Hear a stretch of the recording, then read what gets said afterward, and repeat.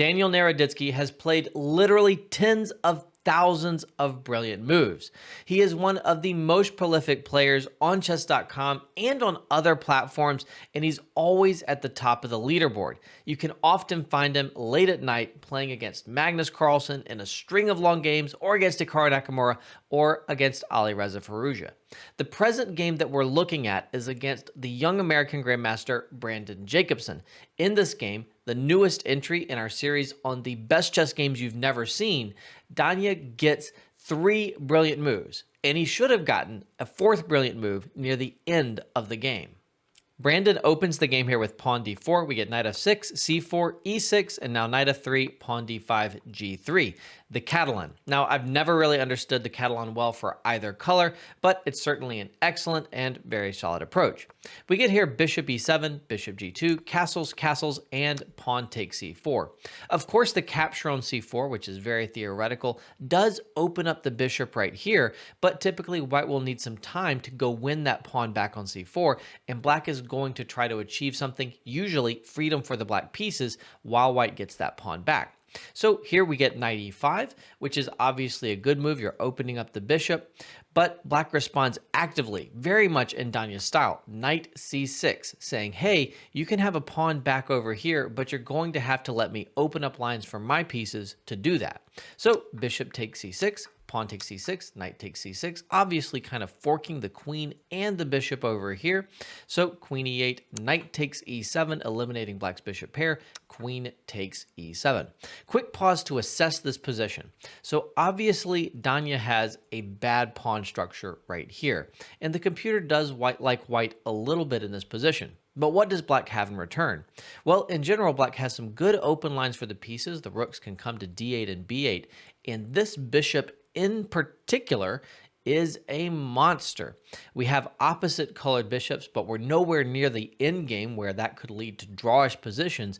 Instead, it's likely to create some attacking possibilities, and spoiler alert, though not much of one, it is going to create those attacking possibilities in this game. Certainly the potential for this bishop unopposed is very, very high. So queen c2 from white, and now pawn e5. The computer doesn't love e5, but after more thinking time, it kind of comes around. This is certainly very active and very appealing. So here, if white tries queen takes c4, it might look like white is winning a pawn, but then you have pawn takes d4, queen takes d4, and e2 is hanging. So this turns out to be really, really good for black. Danya would be threatening things like bishop h3, for example, in this position. So after e5, we get the capture on e5, queen takes e5, and let's ask the question again. Can white capture this pawn on c4 and go up a pawn? Well, the answer this time is yes. Last time it wasn't working. But here, white can get away with capturing the pawn, though it looks like the best, according to the engine for both sides, is a draw. Bishop e6, the queen falls back to c2, bishop f5, queen c4, bishop e6. Now, maybe either player could avoid this draw, but it does look to be kind of the correct finish to the game in this line. Instead, Brandon goes for knight c3, leaving pieces on the board, and this might be a regrettable decision. Bishop b7, the bishop is a monster. The position's still relatively balanced, but in a practical game, I would certainly want to play black. Bishop f4, the queen needs to move, queen e6, keeping an eye on those light squares. For example, you may not capture bishop takes c7 trying to win this pawn because there is an immediate and very deadly refutation here with the queen coming to c6, and there is, of course, 2 mate threats and 1 threat to the bishop. So after queen e6, we get rook fd1, which seems very natural. I think a lot of amateur players would play this, but Stockfish doesn't really like this move and would have preferred to see the other rook come over here. I think the way the game develops, it becomes apparent that it's hard to get this a rook into the game in some lines. And if you're going to put one rook on the d file and kind of struggle maybe a little bit to develop the other rook, you'd rather have this rook over here, not kind of cut off on the queen side. We'll see how things develop. So rook fd1, rook f2 e8 here. And in this position, a good way to play would have been rook d4, preparing the doubling. That would have been the Stockfish approved way to play. But instead, Brandon goes pawn to f3. which certainly makes sense. I've been talking about how good this bishop is for a long, long time, but on the other hand, pawn to f3 is, of course, permanently weakening. So now we get queen to b6 check, king g2, and pawn h6. By the way, the engine preferred just playing h6 and leaving the queen on e6. Did this check really achieve anything for Danya? Maybe not. In this position, the computer thinks that the must-play continuation here is pawn h3 for white, which is less weakening than the move played in the game, pawn to h4. But both moves, I think, kind of have the same purpose, which is to deal with the idea of g5 and possibly g4. So h4 in the game. Now, initially, the computer doesn't love Danya's play. And keep in mind, by the way, this is a blitz game. So every time I'm like, the computer doesn't love this thing or that thing, it's a blitz game. So we're not looking for computer perfect accuracy. Both players are playing very sensible moves, and Danya's moves are really natural and put a lot of pressure on Brandon. But the computer doesn't love rook e6, although I think this move is actually really, really strong. And if you let the computer think more, it'll kind of come around. The other rook can potentially come over, and there are some dangerous rook lift ideas like we'll see in the game. However, the computer did very much like after pawn h4, knight h5, which is also quite nice. This bishop is in a bit of an awkward spot right here, and this does also look really quite appealing for black. Where does that bishop go? Nowhere really happy, and black is doing really, really good in this position. So in the game, rook e6, looking at those kinds of rook lifts ideas, pawn to e4, trying to shut down this bishop, which makes a lot of sense if you can get away with it. Now, in this position, I think more than the others, the computer really does have a strong preference. That is the move knight h5, like we were talking about. It says knight h5 is kind of balanced. I think most humans would prefer black, but knight h5, interesting and balanced play according to the computer. Instead, Danya plays rook a to e8. And what should white play in this position? This is a critical moment. Well, the engine preference is queen f2, and this is a really good move.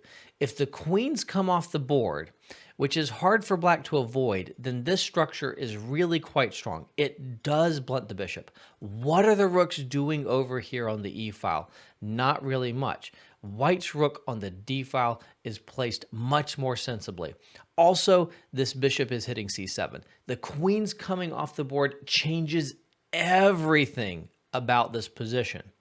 Unfortunately for Brandon, he does not sense this critical moment, and he plays a very natural move, rook to d2. And this move just loses on the spot. If you want to pause the video, now is the time to try and find a winning move for Danya. Well, he kicks off a sequence of 3 brilliant moves, according to Game Review. We start with knight takes e4.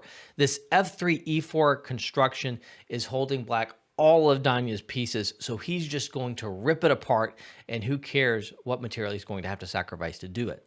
Turns out he's not going to have to sacrifice that much, though, because after f takes e4, rook takes e4, he's given up the knight for 2 pawns, but he's ripped open this diagonal for the bishop, and unfortunately for Brandon, he's not able to capture again on e4 because bishop takes e4 check would fork the queen and the king and win just on the spot. So after rook takes e4, there are massive discovered check threats. What is white to do? Really, the king needs to move in this position, and Brandon plays king over to h2.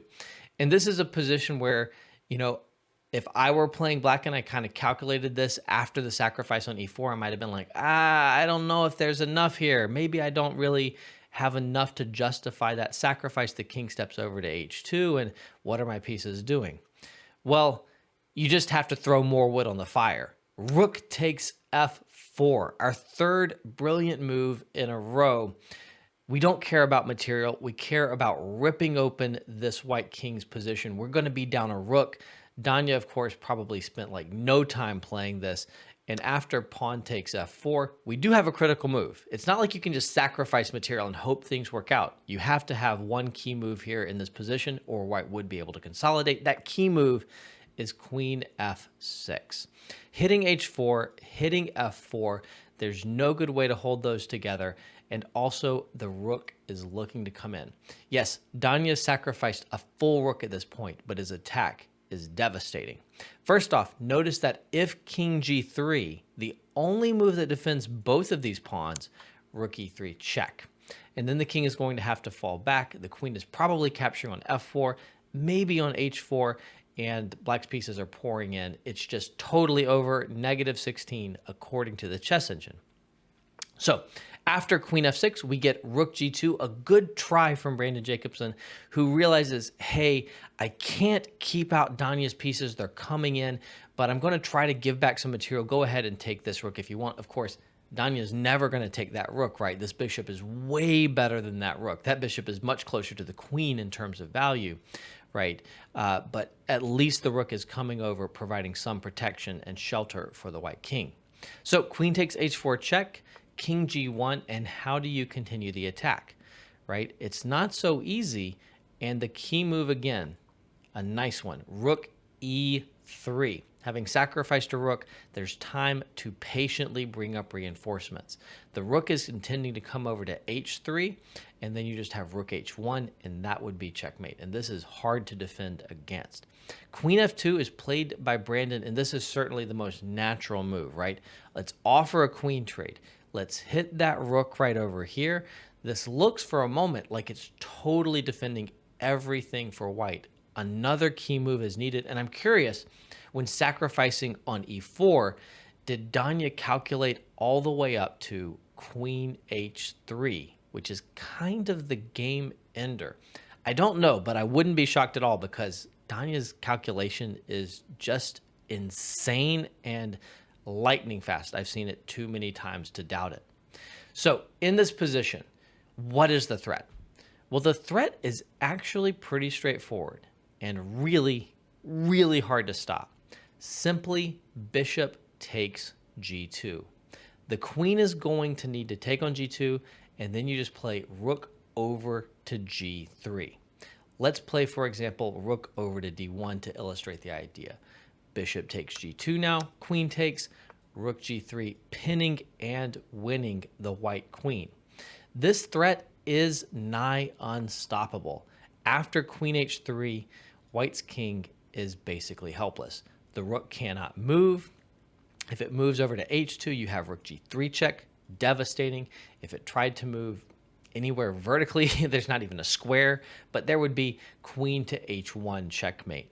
So again, the idea of bishop takes g2, queen takes, and then rook over to g3 is just absolutely crushing. We have a good try here from Brandon Jacobson, knight d1, at least attacking the rook over here on e3. There are a few ways to win, but there's one very immediate, very direct way. Great moment to pause your video, try to find it. Well, the knight retreat to d1 did attack the rook on e3, but it also cut off the rook on a1's defense of the first rank, so Danya played rook to e1 check. And I'm really surprised, honestly, that this move did not get 2 exclamation points, that brilliant annotation from Game Review. I think it deserves it. I think this should have been the 4th brilliant move in the game. Here, the queen is basically forced to capture on e1, queen takes e1, and then we have queen takes g2, checkmate. The bishop and the queen are triumphant against the white king. If you enjoyed this video, as always, subscribe to the channel or consider liking or commenting. Your feedback means so much to me, and it's super, super motivating. Thanks so much for watching, and have an incredible day.